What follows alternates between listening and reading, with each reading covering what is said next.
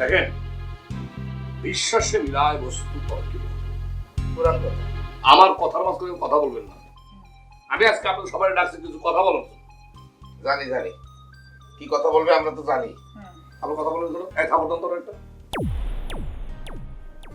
এই তুমি কথা বলো কেন? এই থাপড় দাও, থাপড় দে।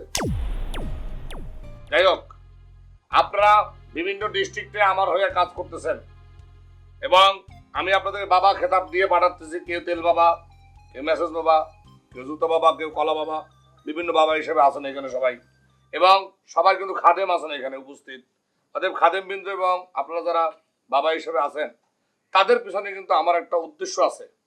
আমি কিন্তু ব্যাংক লোন নিয়ে আমি কিন্তু অনেক টাকা ইনভেস্ট করছি আপনাদের পিছনে। Yes sir. ইয়েস স্যার, আমার মাঝখানে ইংরেজি বলতেছো, তোমাকে ইয়েস স্যার বলতে বলছি আমি? এত কথা বলো না স্যার থাকুন। যাই হোক, যেটা বলতেছে যে আমার এই ব্যবসায় অনেক রিস্ক আছে। অনেক ধরনের আমি রিস্ক নিয়ে আপনাদেরকে বিভিন্ন জেলা শহরে আমি পাঠাইছি।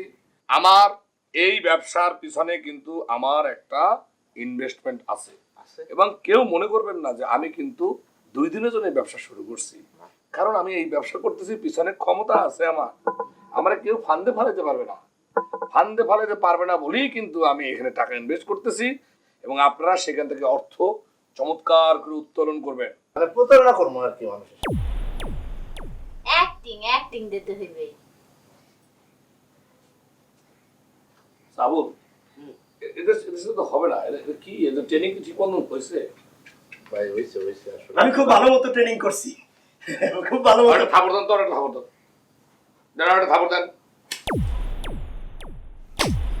দিতে কইলো হ্যাঁ রে আপনি।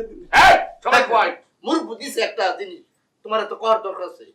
আর হেয়া তো মুরব্বী না, খালি দাড়ি তুলি ভাগছে, মাথা চুল নাই। তোমার চেয়ে কম বয়স। চিন্তা চিন্তা। যাই হোক, কথা শোনা না। কথা হলো যে আমার এই ইনভেস্টের টাকাটা উঠাইতে হবে এবং সেজন্য যেভাবে অ্যাক্টিংটা আমি শিখিয়ে দিয়েছি সেইভাবে করে যদি অ্যাক্টিং তারা না করতে পারে তাহলে কিন্তু আমার পুরো ব্যবসা লস। এটা ধস নামবে। আমি এই ধস আমি চাই না। আমি চাই আপনাদেরকে একজন মুরব্বী বানাইছি, খাদেম বানাইছি, প্রত্যেকের লাগে একজন করে খাদেম কিন্তু আছে। হ্যাঁ, এবং সেই খাদেমরা যদি তাদেরকে ঠিকভাবে কালেকশন না করতে পারে তাহলে আমার এই ব্যবসার উন্নতি হবে না। হ্যাঁ, এখন আপনি আমার একটু দেখান যে আপনি মনে করেন এই মুহূর্তে আমি আপনার একজন মানে ভক্ত মুরিদ, আপনি আমার পীর বাবা, কিভাবে আমাকে কনভিন্স করবেন? বাবাজি আপনার সমস্যা কি? এদিকে আসেন।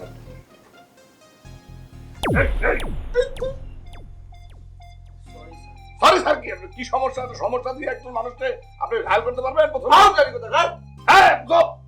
একদম কেউ করে কথা বলবেন না।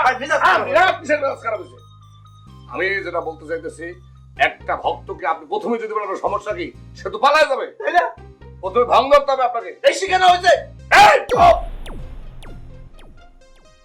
প্রথমে ভঙ্গ ধরবেন, 1 মিনিটের মতো চুপ করে থাকবেন এবং আপনি ভাব করবেন তার অন্তর আপনি পড়ে ফেলতেছেন।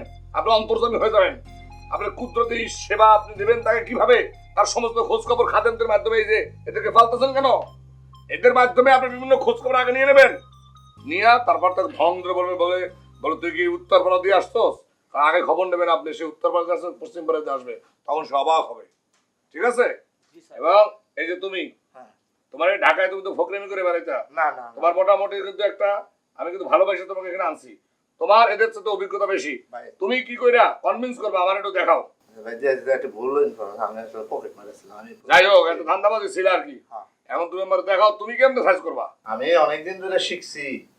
এই যে দেখাইতেছি ভাই, আপনার মনে ফোন আইছে, দেখেন আবার ফোন খেলাই। শোনেন, আপনার সাথে পরে কথা হবে। একটু পরে।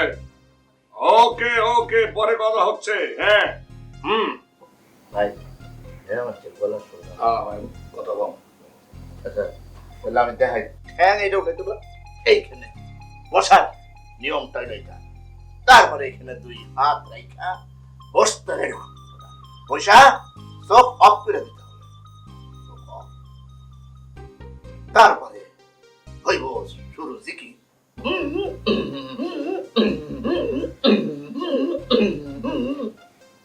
নিশ্বাস করতে গাইছস, কয়টা কামছোস নজরানা ওই পাত্রেরা এইরকম আর কি আমি কিছুটা হয়েছে হয়েছে না ওই বেশি হুম করলে যে ওভার অ্যাক্টিং আছে মিগি রুগীর মতো লাগবে মিগি রুগীরা দেওয়া যাবে না